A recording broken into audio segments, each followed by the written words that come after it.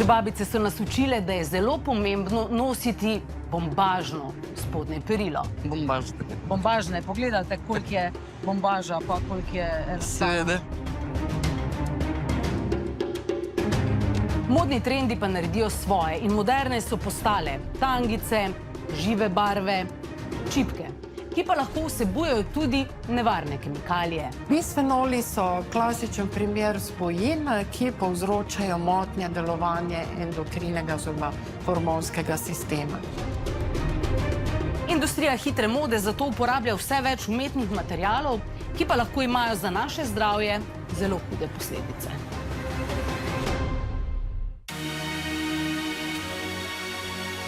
Vanessa Rola je mlada podjetnica, ki je v dolgih letih bitke z endometriozo šla skozi vrsto ginekoloških operacij. Se borim z ginekološkimi boleznimi že več kot 15 let in ena izmed stvari, ki je zelo pomembna, je izbira tekstila, predvsem pri intimnih predelih. Za njene zdravstvene težave ni bilo rešitve, dokler ni spremenila življenjskega sloga. Iz svojega življenja je odstranila čim več kemikalij, tudi iz perila in drugih oblačil, kar pa ne pomeni, da ni oblečena modno oziroma lepo. Tudi če me pogledate, jaz sem dansko zdaj oblečena v 100% bombaž. Torej, od spodnega perila, spodnja majica, srajca je 100% bombaža, hlača je 100% bombaža. Pač, da se zelo pazi na perilo in oblačila svoje hčerke. Da je prvi sloj na koži vedno 100% bombaž. Sem pa tudi razložila, da potiskov nimamo na hlačkah in imaš čist lepe kose. Naprimer, sem prinesla še zraven majčko za tamalo, ki je tudi vedno pretežno v 100% bombažu.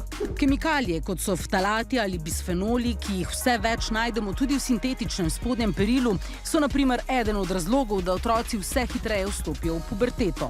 Tovrstni endokrini motilci so namreč spojine, ki zmotijo delovanje hormonskega sistema, pojasnjuje endokrinolog na pediatrični kliniki v Ljubljani dr. Primož Kotnik. Delujejo lahko tako, da spremenijo delovanje hormonov, ki jih imamo v našem telesu sami po sebi, torej naravno, ali pa delujejo tako kot ti hormoni, torej nadomestijo njihovo delovanje. Na to smo ljudje še posebej občutljivi v določenih življenjskih obdobjih, v času nosečnosti, v zgodnji fazi življenja in v puberteti.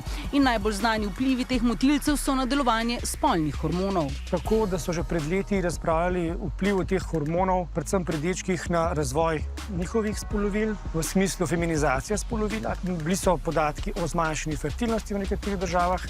Zdaj pa tudi nižanje starosti, pri kateri se pojavijo prvi znaki pubertete. Približno za 3 mesece prej naj bi se pojavili ti prvi znaki pubertete, pa tudi prva menstruacija, glede na dekado, odkar smo izpostavljeni tem spojinama. Kar lahko dolgoročno vpliva na to, da so pač dekleta dlje časa izpostavljena ženskim spolnim hormonom, kar pa lahko dolgoročno pač tudi vpliva na določene bolezni, recimo rakave bolezni.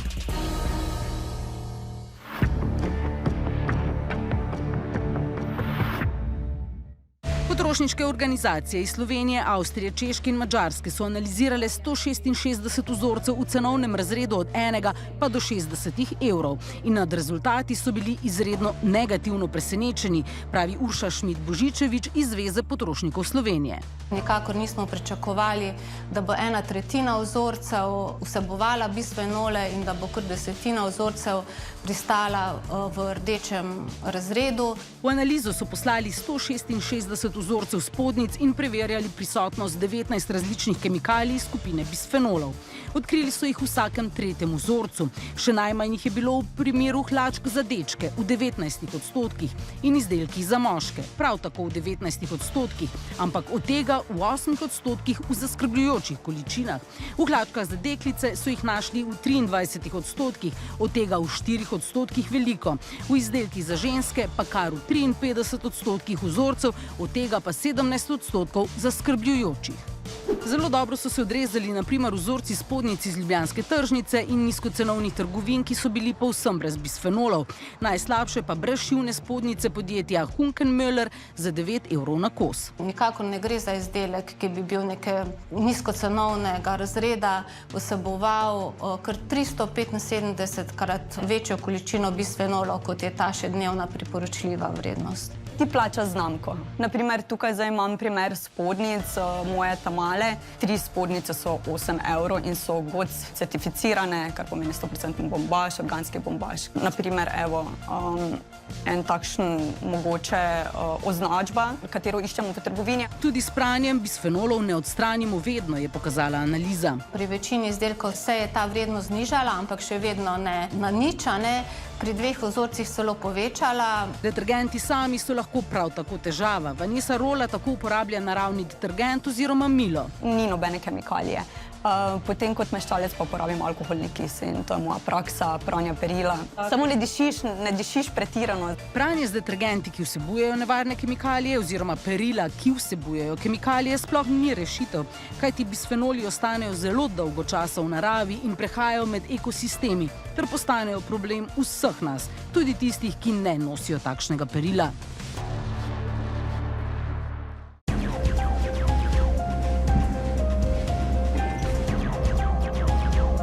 Bisfenoli so organske kemikalije, ki se dodajo raznovrstnim izdelkom zato, da se izboljšajo oziroma dosežejo določene lastnosti, kot so recimo trdnost plastičnega izdelka, pojasnjuje doktorica Milena Horvat, vodja odseka za znanosti o okolju Instituta Jožef Stefan. Klasičen primer je naprimer ta temperaturno občutljiv papir, ki so ga včasih uporabljali za tiskanje računov, že en sam stik s tem papirjem je povzročil povišane koncentracije v krvnem obtoku. So zelo raznoliki, še najbolj nam je poznan bisfenol A. Kratico BPA, na primer, lahko opazite na mnogih izdelkih za vsakdanjo rabo. V tekstilu so bisfenoli največkrat prisotni v obarvanih izdelkih iz umetnih vlaken, v katerih so najpogosteje sestavni del polimerov in smol, ki jih uporabljajo kot utrjevalce barv. V spodnjem perilu so najbolj pogosto našli bisfenola BPF in BPS, pa tudi BPA. To ni nekaj, kar bi si želeli imeti na spodnjih hlačkah. Mislim, nikjer, niti na spodnjih hlačah to, ja, sigurno ne. Vedeti moramo ključne stvari. Bolj, ko se veča delež sintetičnih vlaken, večja je možnost, da bodo v spodnjem perilu tudi bisfenoli. Cena in izpostavljenost bisfenolov nista povezani, se pravi, vse je v surovinski sestavi.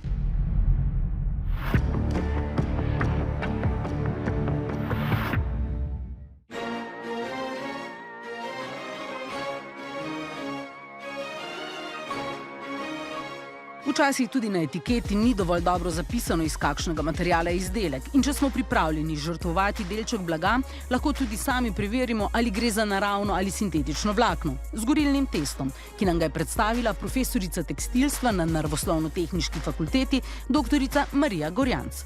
Vsaj približno, da se orientiramo.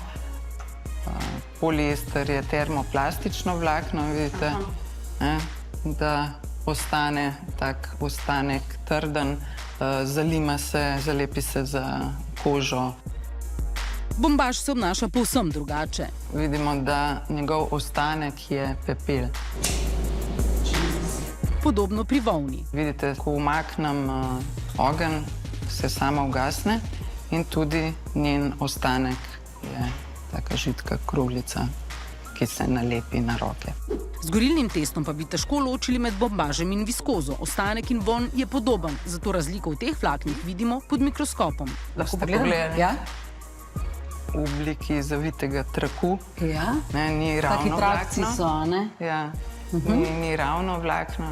Pri viskozi pa ni več zavojev, ampak samo vzdolžne črte. Kemično sta skoraj identična.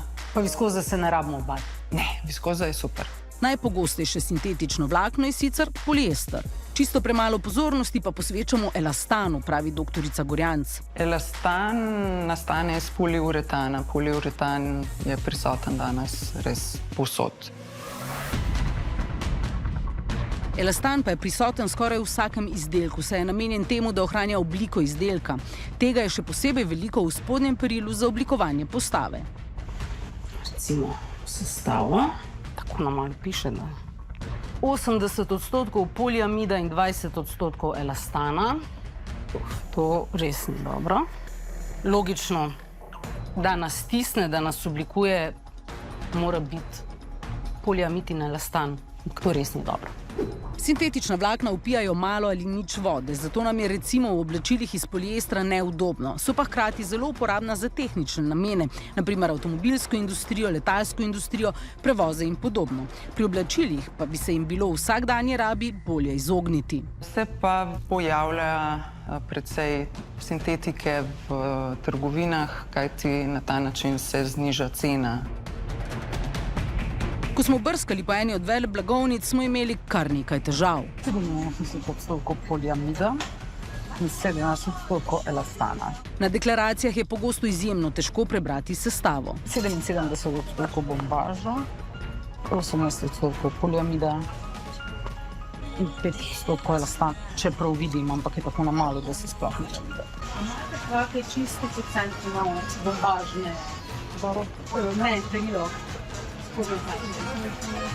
Ne? In najvišji delež bombaža Imamo na primer klasične je na 10%. Več. Ja. Dober dan.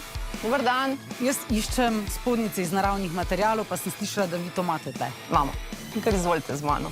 Sandra Klemenc, lastnica zelene trgovine v Ljubljani in blagovne znamke Naturna, med drugim prodaja spodnje perilo iz v celoti naravnih materialov. Spodnjice ženske so kaj takega, pač različni modeli so. Ko se je pred nekaj leti odločila ponudbo razširiti s spodnjim perilom, je bilo vse prej kot enostavno na trgu dobiti izdelke iz 100% ekološkega bombaža brez elastana s certifikatom GOTS in iz poštene Fairtrade trgovine. Brez teh kakršnihkoli kemikalij, da so zračna oblačila, da ne zastrupljajo telo in povečujejo toksično breme. Stranke se vse bolj zavedajo, da kemikalije prehajajo v telo tudi preko kože, preko oblačil. Pomislimo samo, kako delujejo na primer nikotinski obliži.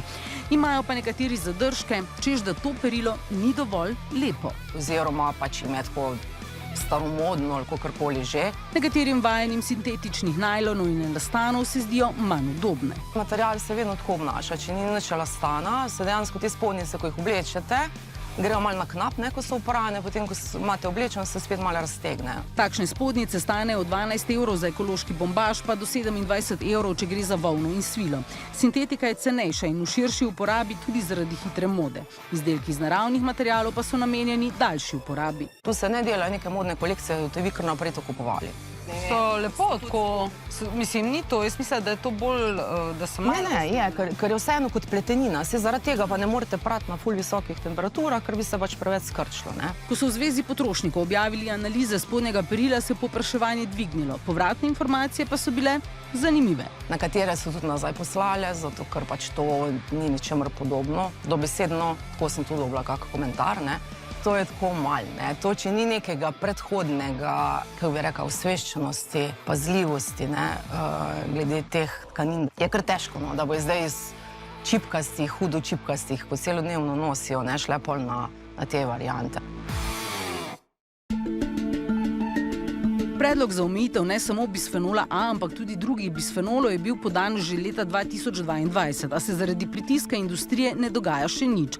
Zato si poleg ozaveščanja na ZPS želijo tudi s pomočjo kampanje Ustavimo nevarne kemikalije pritisniti na odločevalce, naj pohitrijo postopke omejevanja nevarnih kemikalij. Nekatere države, kot so na primer Avstrija, Švedska, Danska, že omejujejo to kemikalijo, ne čakajo samo na, bom rekla, ukaze iz Brusla. V Sloveniji smo bistveno premalo aktivni na tem področju. V Sloveniji sicer nadzor tudi glede tekstila in tako tudi perila izvaja inšpekcija za kemikalije. Nadzirajo vsebnost azobarvil, formaldehida, nonilfenol, etoksilatov in migracijo niklja v kovinskih delih tekstila, ne pa tudi bisfenolov. V dosedanjih akcijah vzorčenj v Sloveniji nismo ugotovili prekomernih koncentracij teh kemikalij.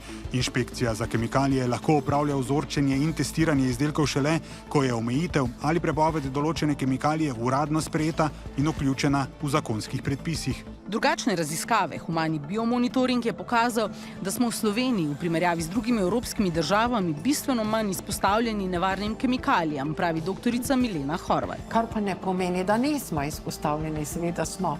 Zdaj, koliko je tisto, kar je še vzdržno in kar zagotovo ne povzroča negativnih učinkov, pa za večino teh kemikalij novodobnih pravzaprav ne vemo.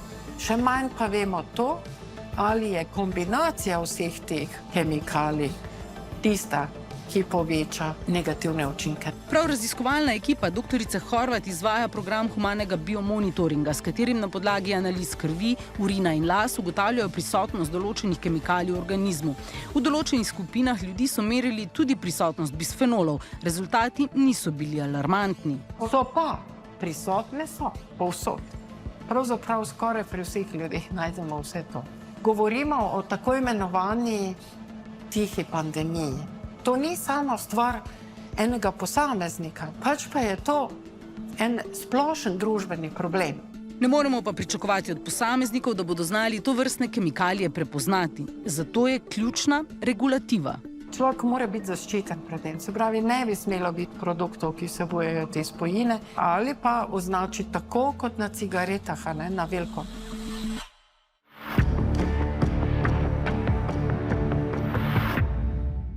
Nevarne kemikalije, ki so tudi hormonski motilci, kot so bisfenoli, prehajajo v naš organizem na različne načine. Naprimer preko hrane, ki jo zaužijemo, preko kozmetike, ki jo uporabljamo, in preko tekstila, ki ga oblečemo. Smiselno ljudem svetovati dve stvari. Pod prvo, jesti res zdravo hrano, ki je pridelana ekološko, brez teh dodatkov, in pa seveda uporabljati potem tudi oblačila, ki so na nek način čim bolj naravna, torej bombažna, brez teh dodatkov.